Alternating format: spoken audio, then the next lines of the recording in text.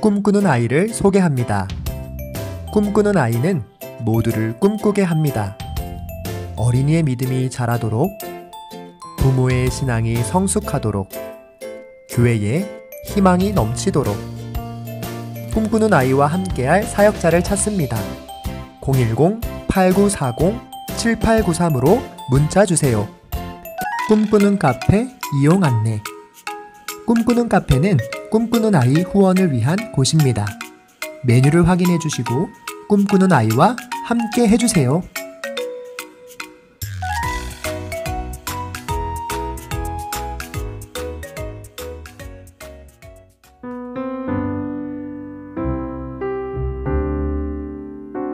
이 시간 조용히 하늘의 음성을 귀 기울여봐요.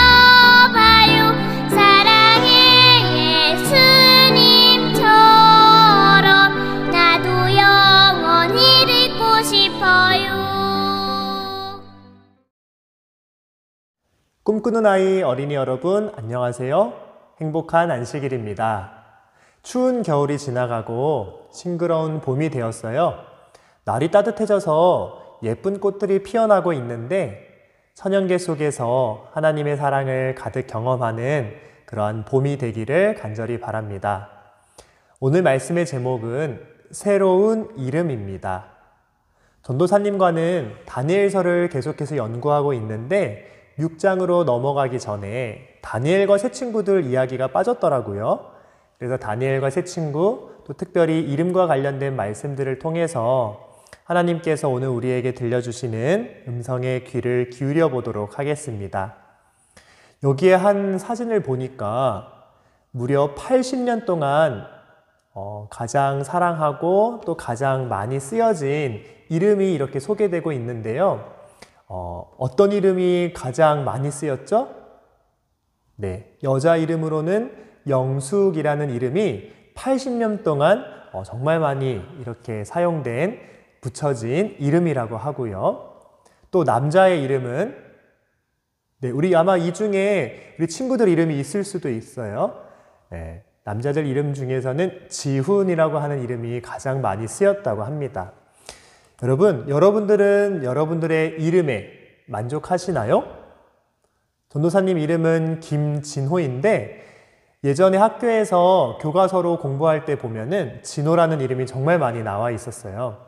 영어 책에도 진호, 하이 진호 이렇게 해서 제 이름이 나오기도 했는데 진호라는 이름의 뜻이 여러 가지가 있겠지만 전도사님의 이름은 보배 진자의 부를호입니다. 그래서 예수님의 보배, 또 예수님의 은혜를 부르는, 전하는 그러한 사람이 되어라 라고 이름을 붙여주셨는데요. 여러분들의 이름이 정말 또 궁금해집니다. 아버지께서 붙여주신 이름, 또 할아버지나 할머니께서 붙여주신 소중한 이름들이 있을 거예요. 여기 보니까 이런 말씀이 있습니다.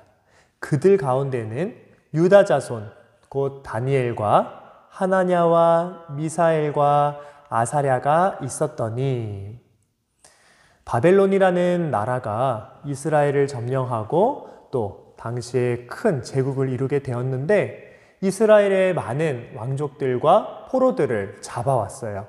그런데 그 가운데에 누가 있었냐 보니까 다니엘, 그리고 다니엘과 새 친구들의 이름이죠. 하나냐와 미사엘과 아사랴가 있었다라고 합니다. 다니엘과 이 새 친구들의 이름의 뜻을 우리 여러분들 알고 있나요? 네. 그래서 전도사님이 준비했습니다. 다니엘이라고 하는 이름의 뜻은 하나님은 나의 재판장이시다 라는 이름의 뜻이에요.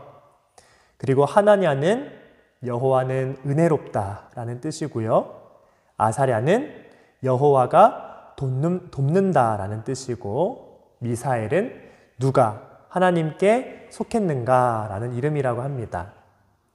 이렇게 이름은 뜻을 가지고 있고 또 이 이름이 한번 불려지면 저희가 평생 동안 이 이름으로 살아가는 것입니다. 그리고 이 이름의 사명대로 저희가 살아가는 것인데요. 그래서 이름은 정말 중요한 것 같아요. 우리 친구들도 많은 분들이 여러분들의 이름을 불러주실 때마다 여러분들의 이름의 뜻을 다시 한번 생각해 보면서 내 이름의 뜻은 이런 뜻이지, 이렇게 다시 한번 떠올려 보면서 이름을 또 소중하게 생각하고 이름대로 여러분들이 잘 성장할 수 있었으면 좋겠습니다. 다음 절에는 그런데 이러한 말씀이 있어요. 환관장이 그들의 이름을 고쳐 다니엘은 벨드사살이라 하고 하나냐는 사드락이라 하고 미사엘은 메삭이라 하고 아사랴는 아벳느고라 하였더라. 다니엘과 세 친구들이 왜 이름을 바꾸게 되었나요? 네, 다니엘과 세 친구들의 이름은 다 하나님과 관련된 이름이었어요. 그런데 이 바벨론이라고 하는 나라는 아주 신들을 많이 섬기고 또 여러 나라에서 포로를 데리고 오다 보니까 이름을 바꾸는 그런 정책을 시행하게 되었습니다. 일본이 예전에 우리나라를 점령했을 때 창씨 개명이라는 정책을 폈는데 한국의 이름을 다 없애고 일본식 이름을 붙여서 마치 일본의 속국들은 다 일본과 비슷한 이름을 쓰게 하고 점점 일본으로 만들려고 하는 그러한 정책을 펼쳤는데, 마찬가지로 바벨론도 그들이 썼던 모든 이름들을 다 금지하고 이름을 이렇게 바꿔서 부르게 되었습니다. 벨드사살이라고 하는 이름의 뜻은 사단이죠. 이 벨은 그 바벨론의 신의 이름인데 벨이 그의 생명을 보호할 것이다 라는 그런 뜻을 가지고 있어요. 사드락이라고 바뀌었는데 이 사드락이라는 뜻은 월신을 경배하는 자라는 뜻이라고 합니다. 이 이름의 뜻은 정확하지 않지만 아무튼 또 다른 신을 섬기는 그러한 이름이었어요. 메삭이라고 하는 이름도 마찬가지로 포도주의 여신에게 몸바친 자라는 뜻이고, 아벳느고라는 뜻은 바벨론의 주신인 마르둑의 아들로 알려져 있는데 이 나부신의 종이라는 뜻을 가지고 있답니다. 다니엘과 세 친구들이 이렇게 이름이 바뀌게 되고 또 이 나라에서 여러 어려움을 당하게 되는데, 우리 친구들이 잘 아는 것처럼 다니엘과 세 친구들은 이름이 바뀌어도 어떻게 생활하죠? 네, 하나님의 말씀대로 그들이 왕의 음식들과 그러한 포도주를 입에 대지 않고 뜻을 정하여 오히려 이름이 바뀌어도 아랑곳하지 않고 오히려 하나님을 섬기고 하나님 외에 그 다른 어떤 신들에게도 경배하지 않는 그러한 굳건한 믿음을 보여줍니다. 여러분, 성경에는 이렇게 이름이 바뀐 이야기들이 더 나옵니다. 우리가 잘 아는 것처럼 아브라함의 원래 이름은 무엇이었을까요? 네, 바로 아브람이었습니다. 그런데 하나님께서 아브람의 믿음을 보시고 또 아브람을 축복하셔서 다시는 아브람이라고 부르지 않고 아브라함이라 하겠다라고 하시면서 새 이름을 주셨습니다. 그의 아내였던 사라도 원래 이름은 사레였죠. 그런데 하나님께서 새 이름을 주시는 것입니다.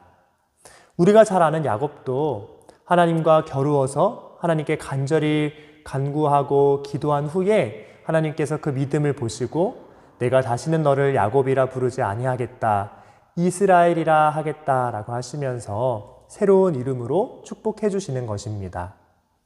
우리가 잘 아는 시몬 베드로도 원래는 이름이 시몬이었는데 예수님께서 장차 너를 게바라 하겠다, 베드로라 하겠다라고 하시면서 그렇게 굳건한 믿음으로 나를 따르는 멋진 제자가 되어라 라고 하시면서 베드로라는 이름을 주셨습니다. 그리고 예수님을 핍박하고 예수 믿는 사람들을 괴롭게 했던 사울도 하나님을 만난 후에 그의 이름이 바울로 바뀌어서 땅끝까지 예수님의 복음을 증거하는 멋진 제자가 되었지요. 사랑하는 어린이 여러분, 다니엘과 새 친구들처럼 비록 이름이 바뀌었지만 그들의 믿음이 흔들리지 않았던 것처럼, 또 하나님께서 믿음의 선조들에게 새 이름을 주시고 새 이름으로 축복해 주신 것처럼 저희들도 하나님을 굳건히 믿고 또 새 이름을 얻어서 하나님께 영광을 돌리고 또 우리의 멋진 믿음으로 살아갈 수 있는 저와 여러분들이 되기를 간절히 바라면서 말씀을 마치겠습니다. 하늘에 계신 하나님 아버지, 저희에게 하나님의 힘과 지혜와 능력을 허락하여 주셔서 저희가 하나님의 사랑과 예수님의 복음을 증거하기에 부족함 없는 주님의 멋진 어린이들이 다 될 수 있도록 축복해 주세요. 사랑이신 예수님의 이름으로 간절히 기도드립니다. 아멘.